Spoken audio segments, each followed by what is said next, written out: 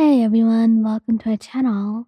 And today, I will be reading A Cat's Cute Reader by Lovely Eggs on Tumblr. So let's get into it. Bakugou, take my hand under your wing, I saw informed, as he fixed his sleeping bag on the floor. Katsuki's eyes only widened in anger as he turned his head to glare at you, getting out all of his frustration through that one look. Why was he taking a weak little girl under his wing? She would only hold him back from all of his potential. What else should I have to do about that? Katsuki shouted back angrily as his eyes shrugged and made himself comfortable in his sleeping bag. You always seem overly confident, so this should be a piece of cake. No. And the school bell rang, signaling the end of the class and the start of hero training. You pursed your lips as you slowly and cautiously made your way over to Katsuki, who looked furious. I'll work very hard, you stated, giving him a polite bow. Katsuki scoffed and flicked your forehead before it trudged past you. You better roll.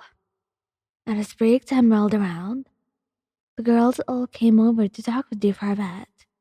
Thankfully, they were all friendly, and you were glad to be placed in such a caring classroom, aside from Bakugou.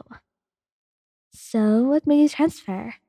Mina asked curiously, as she gave you a bright smile. Well, my parents said that I should come to MHA because they wanted me to use my quirk more. That's it, really.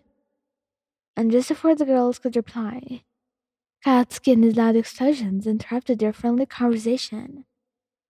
Hurry up, before I leave you behind with the training, he yelled, as he quickly stood up and jogged over towards him. I'll talk to you guys later, he shouted to the girls, and they all waved you goodbye. So, Bakugou, what's next?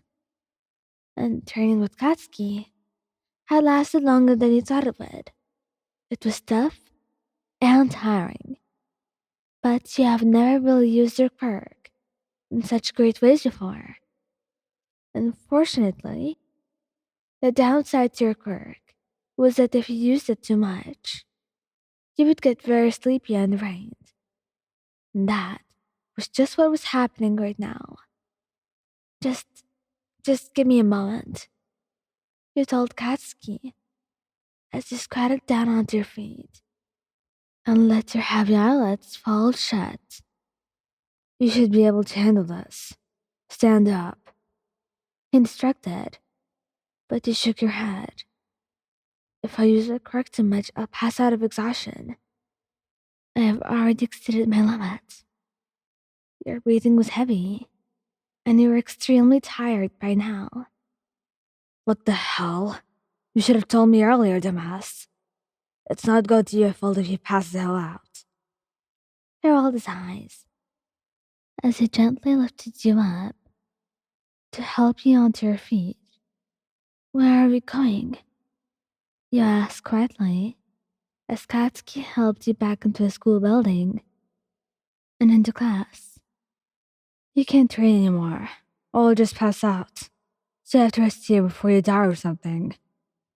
You sat down on the floor and leaned your back against the wall as you sat peacefully, while your teacher, Aiza, was still passed out on the floor in front of the class. And you too just wished to be as content as you was right now, sleeping peacefully. You're kind of regretting going so hard out in training, but you'd still admit it was fun. And moreover, getting carried by Katsuki did not sound so bad. Thanks for helping me, Bakugou. Whatever. It's not like I wanted to. Your small hand patted the floor beside you, and Bakugou gave you a scowl before you began to pay the floor again. You can rest with me. We both worked very hard today. And I think the hell not. Katsuki shot back, with his intense red eyes, as you stared back at him, baffled. It's just for a minute. And, with a string of curse words, Katsuki regretted finding you so irresistible. Like he could never say no to you. So he walked over and plopped himself on the ground beside you as he crossed his arms angrily. And when you felt your head fall on his shoulder, he was sure in hell gone to Zori across the room, until he noticed that you had already fallen asleep. Just like that.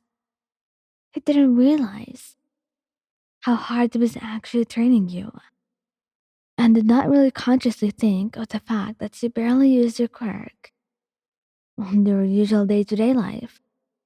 So this must have been stressful. But now as he thinks about it, you held up better than he thought.